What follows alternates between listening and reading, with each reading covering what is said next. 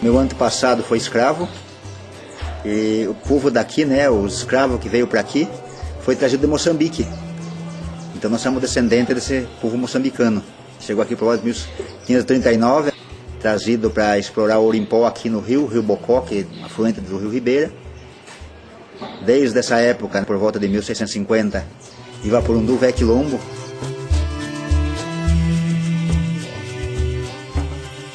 Difícil, né? Pela história do próprio Brasil, que começou por Porto Seguro, Cananéia e São Vicente. Cananéia é vizinho aqui de Iguape, né? E aí foi exatamente por Iguape que eles subiram o rio acima, e aqui onde nós estamos, aqui se acamparam. A Maria Joana, que era dona dos escravos, trouxe a negrada para aqui, se acampou aqui para explorar ouro aqui no Rio Bocó. Onde aqui tem muita montanha, facilitou. Fez com que a negrada achasse fácil, né, para fugir do trabalho escravo, fugir para o meio do mato, se esconder. Aqui é gostoso de viver, é um lugar calmo, um lugar que todo mundo está em casa, está em família, você não sente perigo em lugar nenhum, você está sempre à vontade. Aqui as pessoas fazem o horário de trabalhar, todo mundo trabalha na roça, então cada um tem seu horário, não tem patrão, né? É uma coisa bem legal, assim, eu gosto muito de viver aqui, eu não tenho vontade de viver na cidade. E aqui, não só eu, como toda a maioria do pessoal, trabalha na roça, sou um lavrador. Trabalho na plantação de arroz, feijão, mandioca. Sem dúvida é o melhor lugar do mundo. A Maria Joana ficou muito doente, ela morreu.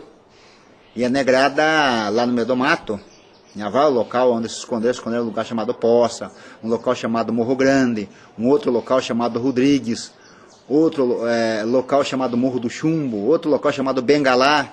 Todos esses locais onde se esconderam, hoje dá dentro do nosso território aqui, de Ivaporunduva. E eles entenderam que se eles ficassem lá, era muito difícil a sobrevivência deles. Então eles entendiam que se eles viessem aqui para a beira do rio e ocupassem aqui a sede, facilitava mais a sobrevivência deles, né? Os capangas não resistiram, né? Porque eram poucos, eles eram bastante, e desde essa época eles ficaram aqui. Se olhar rio acima 1000 metros, rio abaixo 1000 metros, dá para ver, isso facilitava a defesa deles, porque dava para perceber quando um barco ou uma canoa descia de rio abaixo ou vinha de rio acima. E se eles percebessem que era inimigo, eles chamavam a negrada, dava aqui em volta para se defender. E de 60 a 70 foi quando ligou-se os municípios, né, as estradas vicinais.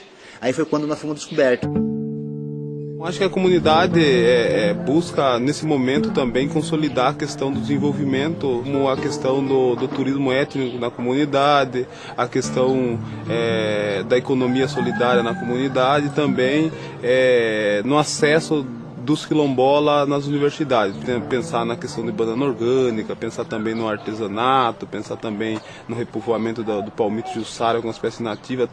Todas essas atividades são atividades sustentáveis.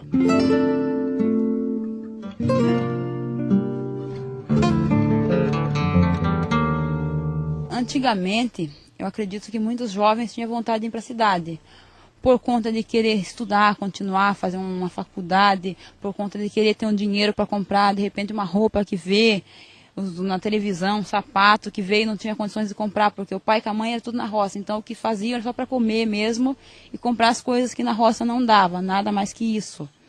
Mas hoje em dia eu acredito que com a agricultura da banana, no caso que o pessoal está plantando e está conseguindo agora com certificado orgânico, fazendo alguns comércios, tentando fazer alguns comércios fora, né, e arrumar um comércio fixo, o pessoal está conseguindo tirar um dinheirinho que dê para pagar essas necessidades básicas que o pessoal tem vontade de ter, né, e de repente por falta de um dinheiro não compra. E também estudo aqui está próximo agora, o pessoal pode estar fazendo faculdade de registro se passar pelo Enem também já é uma coisa que é de graça, né? Pelo ProUni é mais fácil. Tentar preparar os quilombolas para tentar ter acesso à universidade, né?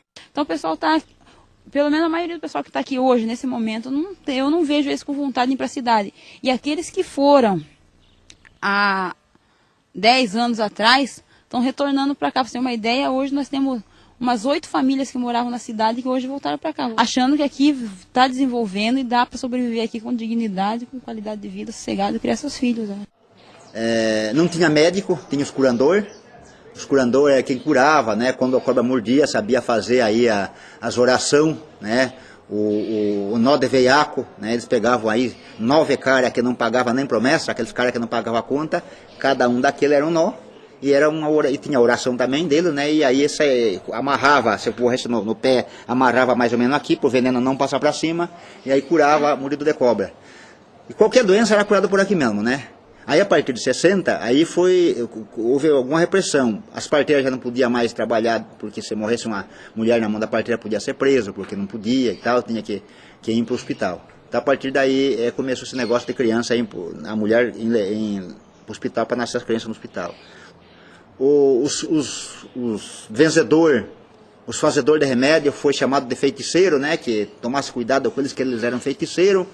E por essa razão, sabe, os mais novos não quis também aprender, ficou com vergonha de saber aquilo que os mais velhos sabiam. E foi morrendo, não foi passando por mais novo. Então essa parte da história também, ela perdemos bastante, né.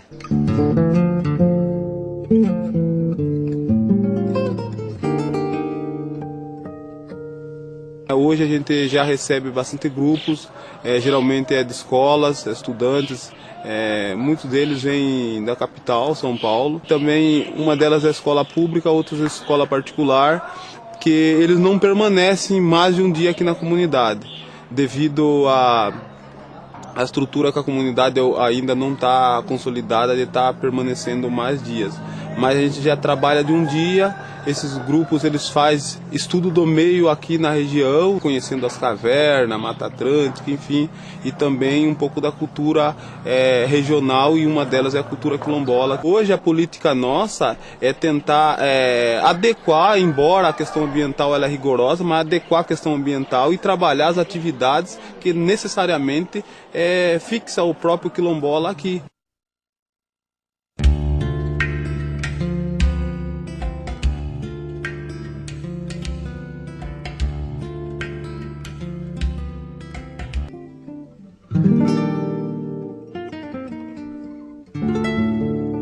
Com a Constituição de 88, aí então a gente começou a criar alguma mudança, né, baseada na lei, porque até então não tinha lei nenhuma que protegesse nós. E a ideia era entender como fazer para a gente ser atendido pelo artigo 68, que dava o território e protegia a nossa comunidade e que a gente podia ter a terra. Aí fizemos autodemarcação, até 94 fizemos autodemarcação do território, a história no papel. Em 94 entramos no Ministério Público Federal de São Paulo pedindo que o governo reconhecesse a nossa comunidade como comunidade quilombola e que também a gente reconhecesse que esse território que nós ocupava há mais de 400 anos também fosse nosso. Em 97 o reconhecimento aconteceu. Para morar aqui, só se casar com um quilombola ou uma quilombola que vai morar aqui. Caso contrário, nosso estatuto não permite que pessoas estranhas venham morar aqui. Conforme as coisas vão caminhando, vão desenvolvendo, a gente também corre atrás de desenvolvimento. A gente é quilombola, mas a gente também tem direito ao que os outros têm, né?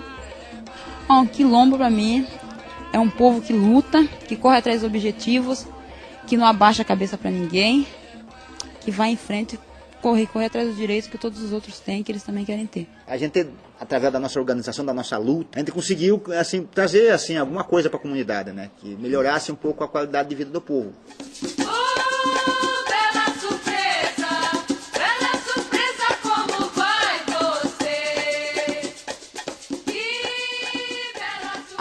Eu me orgulho de ser negra, ser quilombola. Acho que tem muitas pessoas hoje em dia que não gostam de ser negro, porque acho que tem muitas comunidades aqui que não se identificam como negro hoje em dia por causa de não se assumirem como negro. Eu gosto de ser quilombola, eu gosto de ser negra, eu acho que aqui as pessoas têm uma coisa que... Os quilombolas, na verdade, em geral, têm umas coisas que a cidade não tem, que é o amor um pelo outro, o respeito. E acho que o quilombola é isso, o quilombola é a união, é a força. Eu vou tocar minha viola, eu sou um negro cantador. O negro canta deite e rola, eu lá na senzala do Senhor, dança aí negro na go. Vai ficar muito mais bonito se for todo mundo junto.